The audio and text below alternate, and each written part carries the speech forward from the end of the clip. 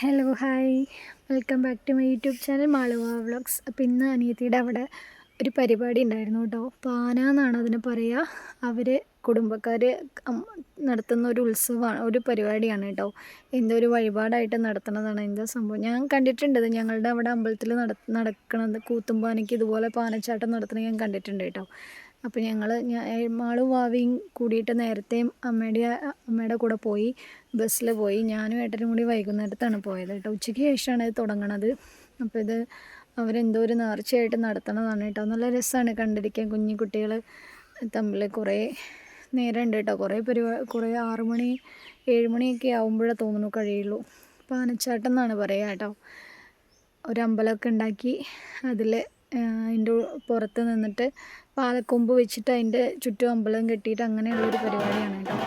എന്തായാലും അത് കഴിഞ്ഞതിന് ശേഷം അതിൻ്റെ പ്രസാദമായിട്ട് കൊടുക്കുന്നതാണ് കഞ്ഞിയും ചക്കപ്പുഴുക്കും പപ്പടവും. അപ്പം ഞങ്ങൾ അതൊക്കെ കഴിച്ചിട്ടാണ് കേട്ടോ വന്നത്. നല്ല വെയിലായിരുന്നു. ഒരു വീട്ടിൽ വെച്ചിട്ടാണ് കേട്ടോ ഈ പരിപാടി നടത്തുന്നത്. അത്യാവശ്യം നല്ല പൈസ ചിലവുണ്ട് തോന്നുന്നു അതിൽ നടത്താൻ വേണ്ടിയിട്ട്. അപ്പോൾ അനിയത്തിയുടെ വകയായിട്ടാണ് നടന്നത്. അപ്പോൾ ഞാനും അനിയത്തിമാരും എല്ലാവരും ഉണ്ടായിരുന്നു കേട്ടോ. അപ്പോൾ ഇന്ന് നമ്മുടെ കിച്ചുവിൻ്റെ പിറന്നാളാണ്. അപ്പോൾ വരണ വഴി ഞാനൊരു കേക്കൊക്കെ വാങ്ങിച്ചിട്ടുണ്ടായിരുന്നു.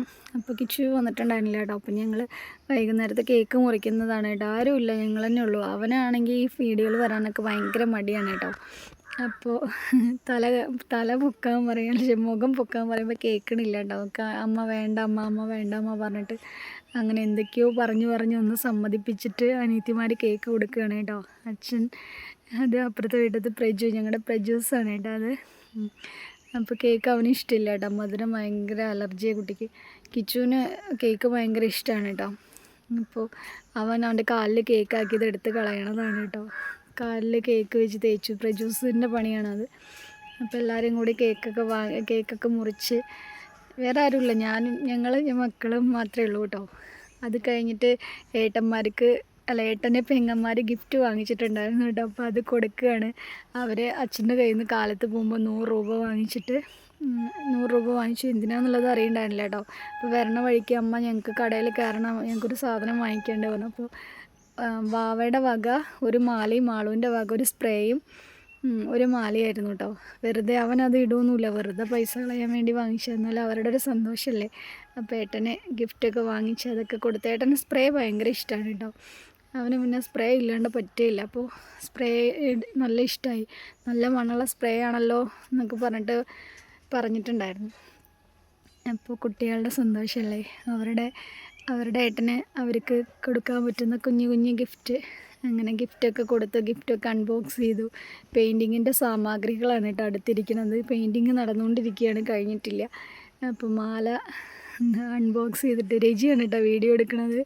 അവൾ മാല കാണിക്കുക പറഞ്ഞപ്പോൾ എൻ്റെ മുഖം കാണിക്കണ്ട കേട്ടോ, മാല മാത്രം കാണിച്ചാൽ മതി രജിമായി എന്ന് പറയാം കേട്ടോ. കിച്ചു മാല കാണിച്ചപ്പോൾ അതൊക്കെ ഇട്ട് നോക്കുകയാണ്. അപ്പോൾ ഇഷ്ടമായി. ഞാൻ ഇതുപോലത്തെ ഒരെണ്ണം മേടിക്കണം എന്ന് വിചാരിച്ചിരിക്കുകയായിരുന്നു എന്ന് അവൻ പറഞ്ഞു കേട്ടോ.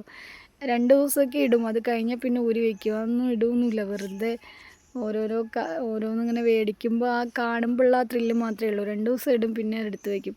സ്പ്രേ ഒക്കെ പിന്നെ ഉപയോഗമുള്ള സാധനം, അത് പിന്നെ അവൻ എപ്പോഴും വേണ്ടത് കൊണ്ട് കുഴപ്പമില്ല.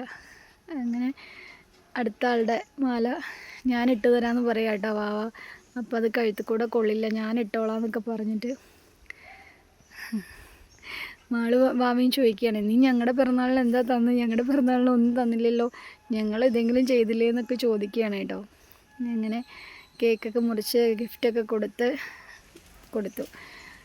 ജൂലി കണ്ടില്ലേ, വെയിൽ കാരണം പാവം, അവൾക്ക് എവിടെയും കിടക്കാനും നിൽക്കാനും പറ്റണില്ല കേട്ടോ. ചൂട് സഹിക്കാൻ പറ്റണില്ല. അപ്പോൾ എൻ്റെ പിന്നാലെ നടക്കുക, എവിടേക്കാണ്